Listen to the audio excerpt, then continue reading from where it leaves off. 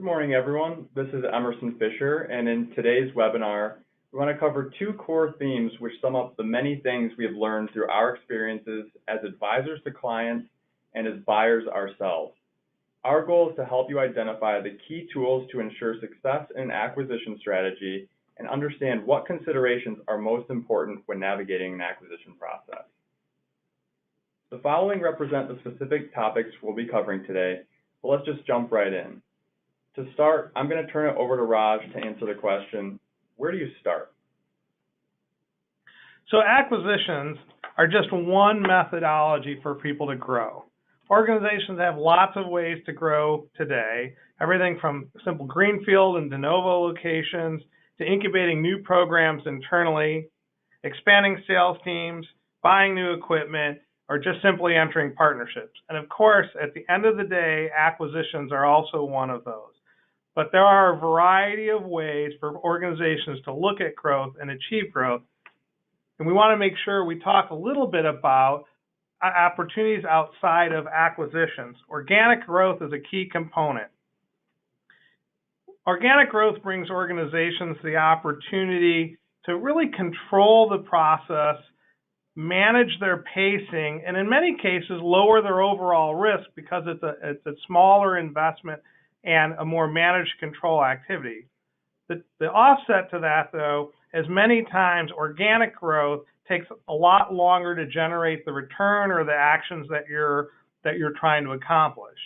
In addition, to execute that internal growth, you have to have the management talent and capacity internally to execute that growth. And for many organizations, that can be a substantial challenge.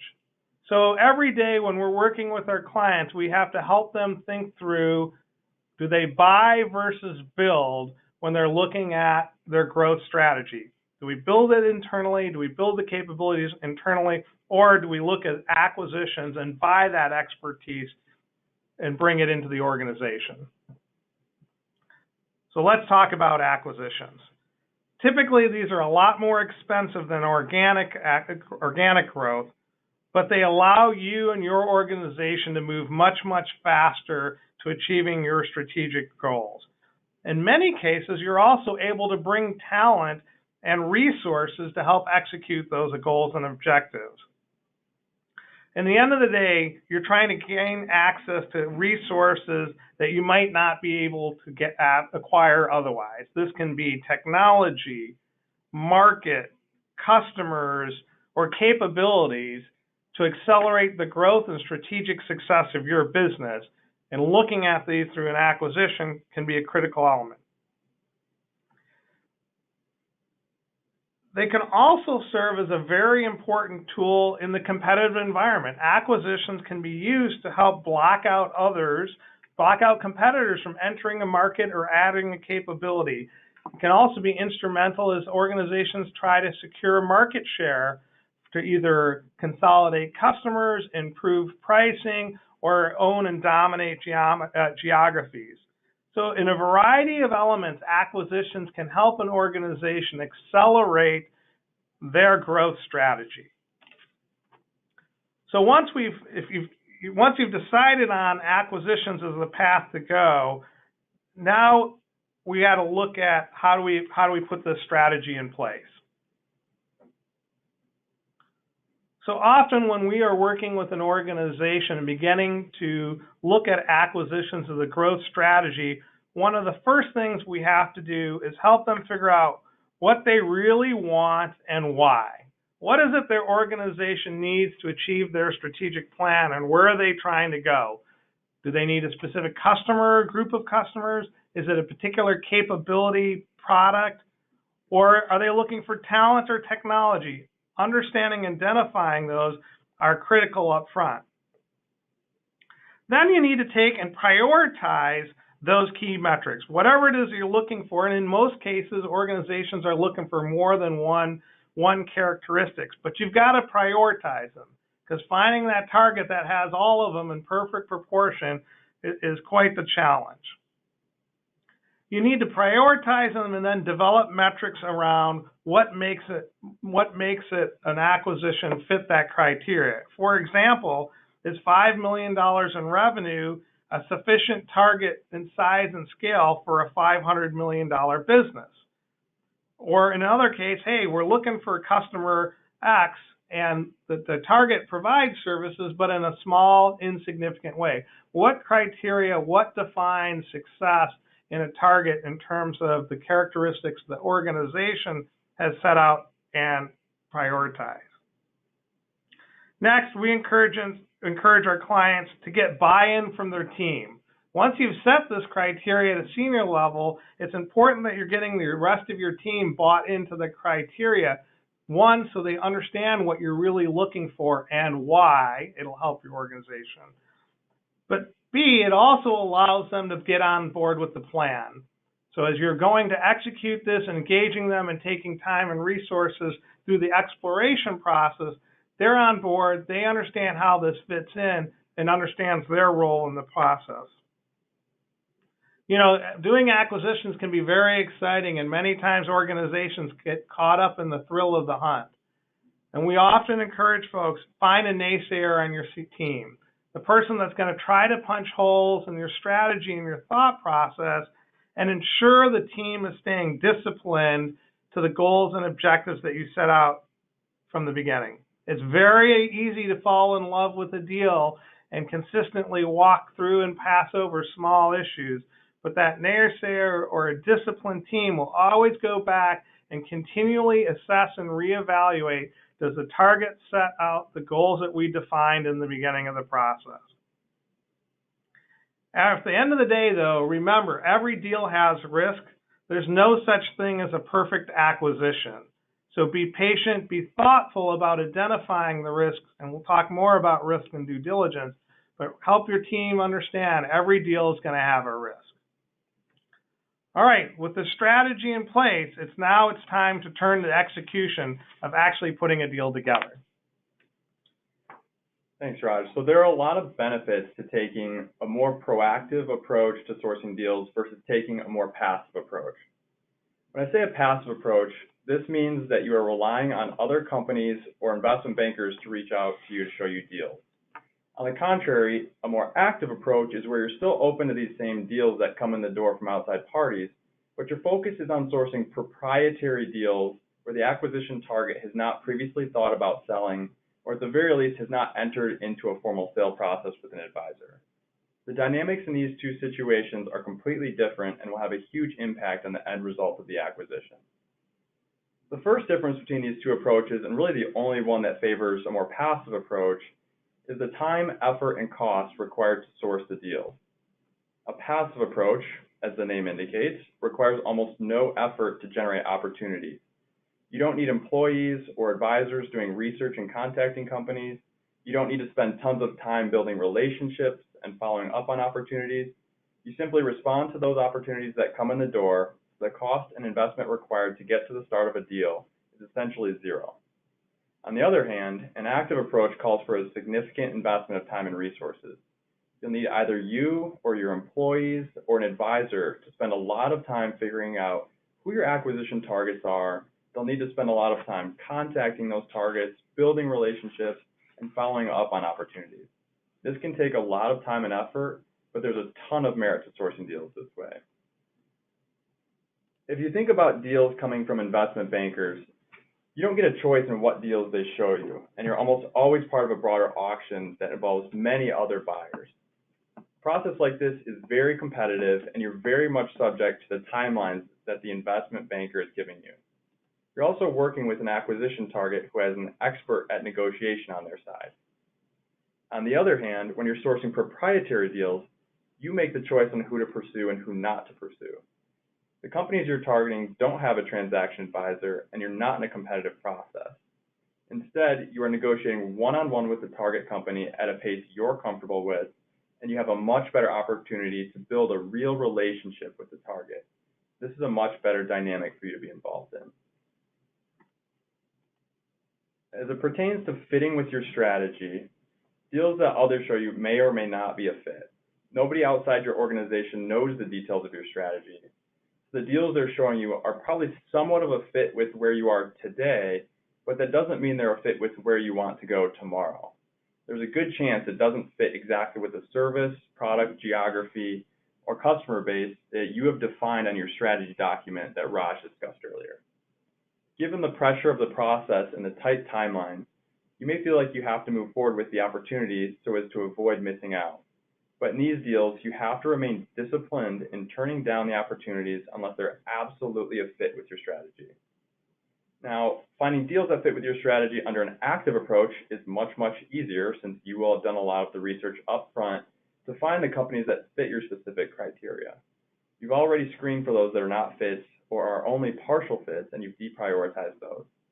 So the only ones you're reaching out to are those that are aligned with your acquisition criteria and will help you take the business to where you're trying to go in the future. As I've alluded to already, if you're looking at deals that are under a formal sale process, you have almost no say in how the process works or what the timelines are. You'll typically be given limited information and have only a few weeks from first being contacted to submitting an initial bid for the target. After that, they make a first round of cuts, and if you don't make the cut, you're out of the process. So in that first few weeks, you've got a lot of work to do and a lot of important decisions to make. And the pressure to meet tight deadlines only continues throughout the entire process. Call terminated. With letter of intent deadlines and limited periods of exclusivity post-LOI. If you don't have all the resources, or maybe it's a bad time of the year for your company, maybe it's your busy season or something, then you may miss out on a deal. Now, on the contrary, deals that you source on your own will have an entirely different dynamic. If the target isn't under a formal sale process, then you are the one dictating the process, not a third party. This gives you much more flexibility. You can control the time of year that you're looking at targets. You can control the speed at which you move discussions forward. You have more of an opportunity to review materials and follow up directly with the company to clarify questions or concerns. And the direct contact you have with the company will give you a better opportunity to build a relationship and sell yourself as a strong partner. This flexibility will help you move through deal processes with a greater level of comfort that you're making the right decisions.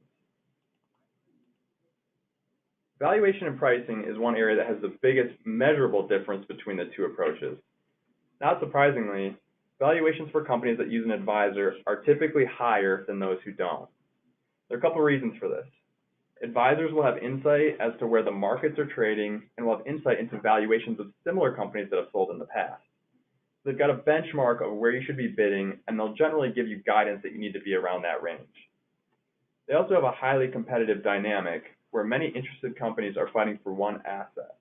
It's just like an auction you would see in a movie or on TV, where one buyer raises its price and it pushes the others to bid even higher. This competitive dynamic is almost always sure to raise the price of the asset higher. There's also little to no opportunity to have direct interaction with the target company, so you don't have as much of an opportunity to sell the target on the qualitative aspects of why you're a great partner for them. The focus in the auction processes is mostly about pricing. Now, without that competitive dynamic or benchmark valuation range, an acquisition target that has never thought about selling doesn't have as much leverage to push up the purchase price. Now, they probably have some sort of expectation in their mind, which may or may not be reasonable, but without that knowledge of past transactions and without a competitive dynamic, it will be much harder for them to justify pushing you higher on price. They may consider hiring an advisor depending on how far apart you are on price, but one way we have helped our clients mitigate this, and which I'll touch on a little bit more in the next section, by not only offering a fair price with a reasonable justification up front, but really focusing on selling yourself as the best partner for them going forward and really addressing their needs. You can sell the target on the qualitative aspects of a deal. They may not see the need for an advisor, which can help you keep the pricing as low as possible.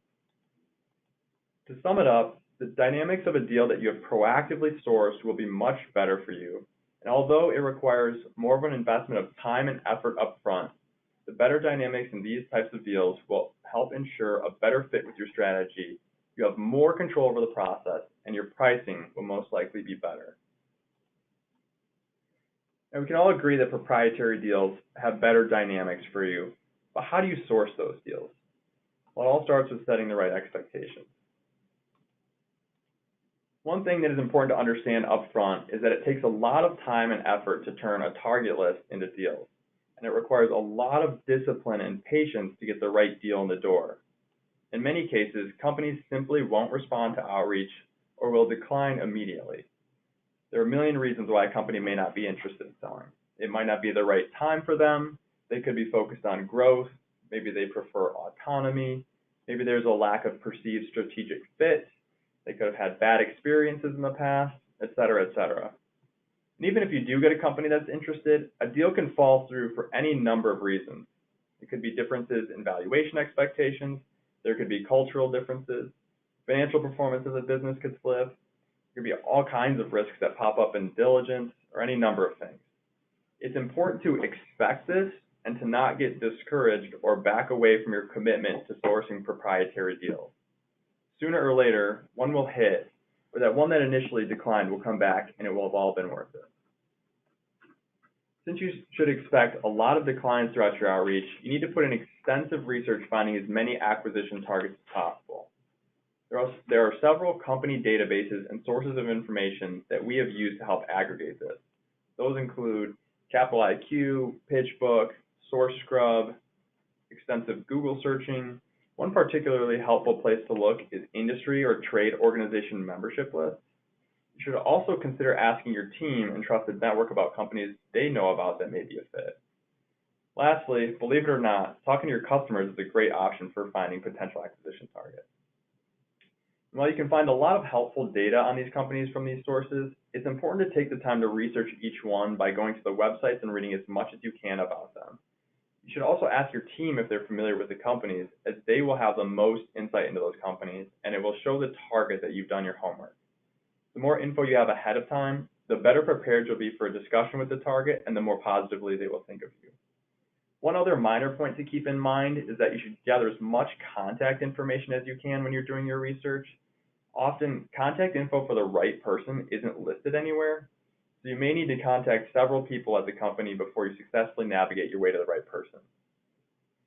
Once you've got your target list in place, you need to develop your value proposition to the target. You've got to sell before you buy, as we like to say, because many have never thought about selling before, and even if they have, they still need to be convinced that you are the right partner.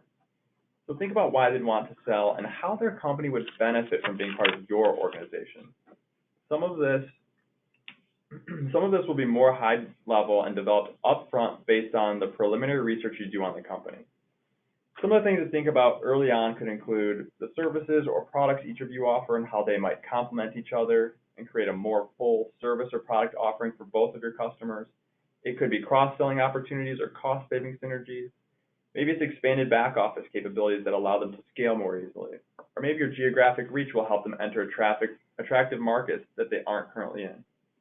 Whatever it is that you develop up front, keep in mind that it's very important to refine this value proposition for each target based on what you learn in your conversations with them. For example, if you find out they're looking to retire from the business, being able to structure a deal so that they can transition away sooner rather than later will be important.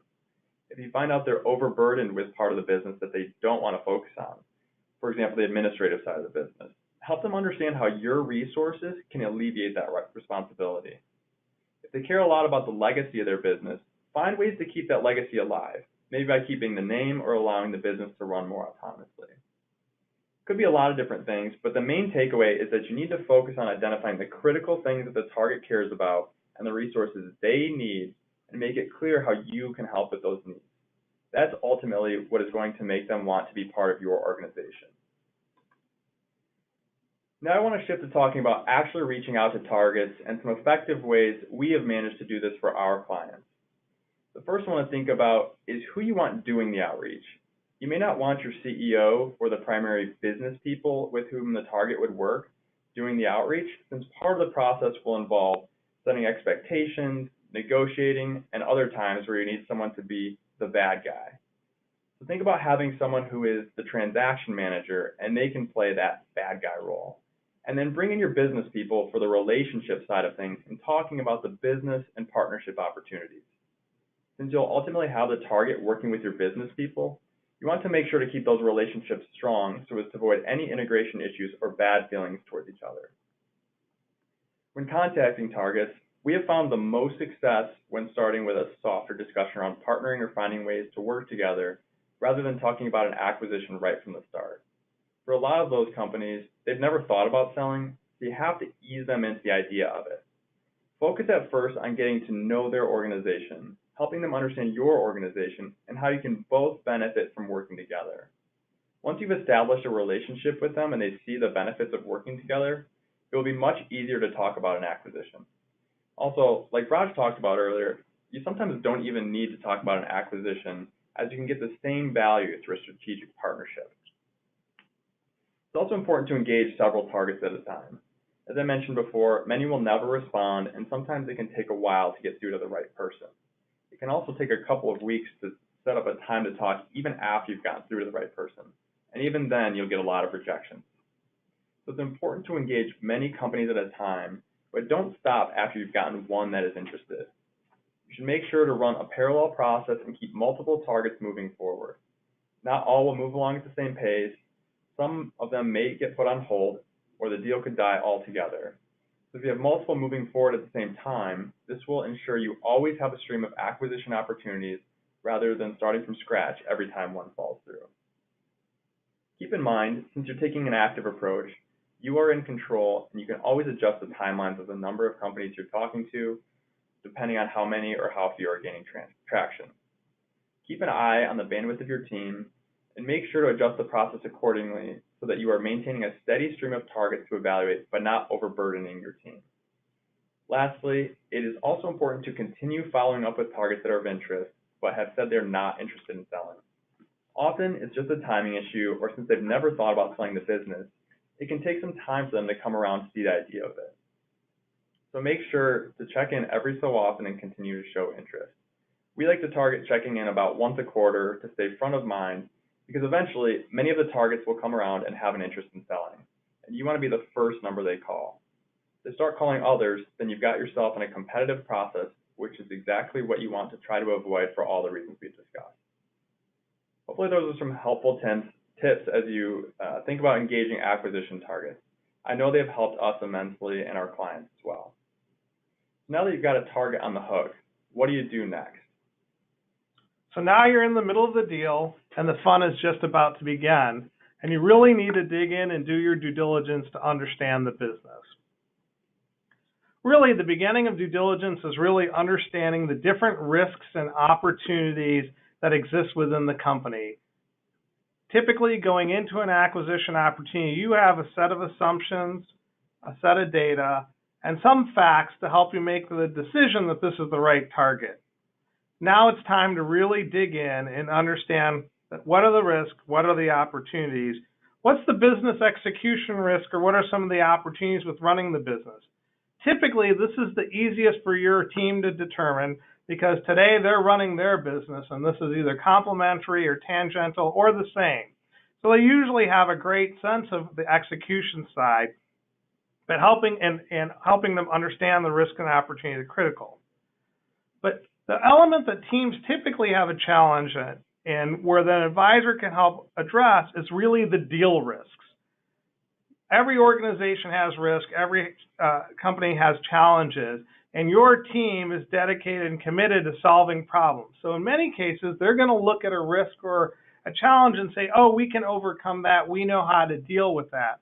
But this is a deal, and in the transaction, there's a lot of risk sharing that goes on, and you need to determine what's a deal risk, what's a risk that you should bear versus the seller should bear, is a critical part of your diligence process and understanding where does that risk lie, who should bear it, and what are you taking or not taking. And that's very different than what your team will do from an execution. In addition, during that due diligence process, you're beginning to start looking at your integration risk. What's it really going to take to integrate the two businesses as you understand how they operate, what matters, how it's different than how your organization conducts its business, and the challenges of bringing the two together. In many cases, organizations will try to start this process too early. And we often have to caution our clients to take a little bit of extra time to learn what the company is really doing and what's very important, and getting on board internally before you engage with the other side and beginning rolling out that integration plan. And we're going to talk about integration in a minute, a little further in a minute. So as you're beginning to do your assessment of risk and really understand the operations, you also need to figure out the numbers. You got to understand what are the financial costs of running the business, not just as they're running it today, but how you'll run it in the future under your cost structure. Begin to identify where there are synergies, both in terms of revenue and cost up front. This will help shape how your integration is going to look. Understand those benefits and costs before you finalize your assessment. This is going to directly impact your assessment of value and how you're going to approach the transaction. In addition, by setting up those metrics up front, you're beginning to put the groundwork for determining what success looks like post-transaction. If you don't define those metrics and those synergies and those benefits up front, how are you going to assess whether the transaction was successful 6 months, 12 months, and 3 years down the road? This also ensures that you're underwriting your investment in this company consistent with all the financial data that will drive the success of the organization. So we've talked about understanding the risk and opportunities of a business from the diligence side. We've talked about figuring out the numbers, but you can't forget the legal aspects of it. At the end of the day, this is a transaction, and you hope to never have to rely on the legal documents, but they're there because you're going to make a significant investment. So work with your counsel and your team to understand who owns what risk, where should that risk be, the cost of that risk be allocated. Again, your team is really good. They're focused on solving problems. They may not recognize, hey, this is a risk and a challenge that you shouldn't have to bear the cost of. And the last and probably the most important area is diligencing the culture of the people. This, obviously, the team and the people involved affects everything. It affects the asset that you're going to own. It's going to impact your ability to do your integration. If they're a team that isn't on board or doesn't understand change or isn't ready for the migration, it will materially change how you execute and the timeline you implement your integration plan. You want to make sure as part of that they match with your organization, or how are you going to adjust to manage? Culture and people integration are the most significant challenges to doing a transaction, and integration creates a tremendous amount of disruption in an organization, both your organization and the targets. At the end of the day, diligence is a team sport, so engage the experts in your organization, but give them good marching orders and plans. As we described in the beginning, as you're going through your diligence, you're beginning to start thinking about integration. And for many organizations, integration starts way earlier than they think, right in that due diligence process. You need to understand about how they operate to figure out how it contrasts with how you operate, and how will you bring the two organizations together. As I shared, oftentimes we have to hold our clients back when they're beginning their integrations because they're thinking about it and designing plans without really having all the facts, really understanding how the target operates and how the work flows in their organization. As you're developing that plan, though, you have to work together, buyer and seller, to develop an integration plan. If your team develops the plan and drops it on the target, that can create a lot of the cultural resistance that you're trying to avoid. They know how their business runs. They know their people better. Use them as a great resource and with strong buy-in to make sure you've got an integration plan that both parties are on board with. Before you close your transaction, you have to figure out the key elements of your integration plan. The time to develop that integration plan and get agreement isn't the day after closing. You're already married, you're already down the path. You want to use that integration planning time and discussion to gain more insight about the company and understand, really, can these two organizations work together? Will the changes impact the business? So it's more than, here's the execution that we need to do. You always go back to, what is the implication if we do it this way? And since you're buying them, you got to learn from them what they think the implication will be.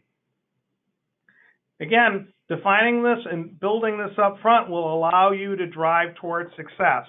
If you document it, you've written it down, everybody has a game plan from which to operate and measure success, but also allows you as an organization to go back and look at do the postmortem and understand, hey, did we take a misstep? Was there something we missed or an element of the organization that we didn't think about for when you do the next transaction?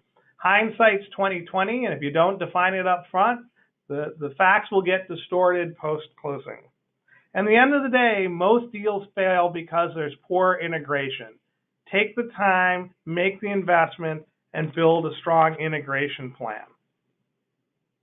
So today, we've tried to share with you some key strategy approaches and ideas that we've used for over 25 years in completing deals. We want to leave you with a couple of tips to ensure you don't make mistakes that we have seen many others make. First and foremost, when you're working on a transaction, particularly one overseas, get local counsel. Get somebody that understands the unique aspects, priorities, and cultures of the local market that you're operating in, so you're not getting caught up with, hey, this isn't how we do things here. It's also important to remain disciplined and objective as you assess acquisition targets and as you progress through a deal process. As Raj said, don't fall in love with a deal and don't stay in it just because you've already spent significant resources on it.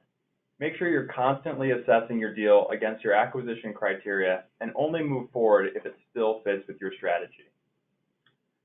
Understand the local norms and practices, right? You need to know how things are done in particular markets. The rules in California are different than the rules in Texas, and it's different than how people operate in New York or London or Belgium for that matter. So make sure you understand them. It doesn't mean you always have to use them, but it gives you a perspective and a starting point to understand how the other side is operating. As we discussed, make sure you have your value proposition well developed for any target that is of interest. Really try to focus on seeing it from their point of view and how it addresses their needs. This is a critical component in getting any company you want to join your organization. So always remember you have to sell before you buy. At the end of the day, doing a merger or an acquisition is a complex transaction that involves a lot of different skills and dynamics that most executives and corporations are not dealing with every day. So instead of making the obvious mistakes, get help from those who have done this before to make sure your acquisition is a successful one. As Raj touched on earlier, there's a high availability of capital in the market and tons of creative ways to structure a deal. You don't have to have all of the capital sitting on your balance sheet to make a deal happen. So don't let that limit you from pursuing a deal.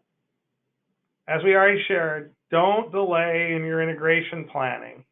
Too late in the process, you won't be able to effectively get the buy-in and the learnings that come from a strong, organized, and early discussion about how we bring these two businesses together. You also really don't want to underestimate the need for a cultural fit. Even if the business side of things looks like the perfect fit, if your team and the acquisition targets team operate differently or don't get along well, it will cause you more harm than good in the long run. So make sure to flush that out well ahead of time. Lastly, don't close the transaction until you've gotten the key things you needed to get completed done. The heat of the moment, the passion of the transaction will also often drive organizations to run really hard with closing as the objective. Remember, closing isn't the objective. Successfully buying, growing, and building an organization is the goal. Get the things you need done before you close. So the first question that I have is how do you run deals in parallel without overtaxing your team? Right, the process of going through a buy side takes a lot of resource. We described that it's a team sport. So you want to engage several folks within your organization, not just purely your CFO, not just purely the leadership team in the process. If you're having a strong and robust pipeline, sometimes you need to engage an outside resource, such as an investment bank or a consultant, to help you engage in those dialogues.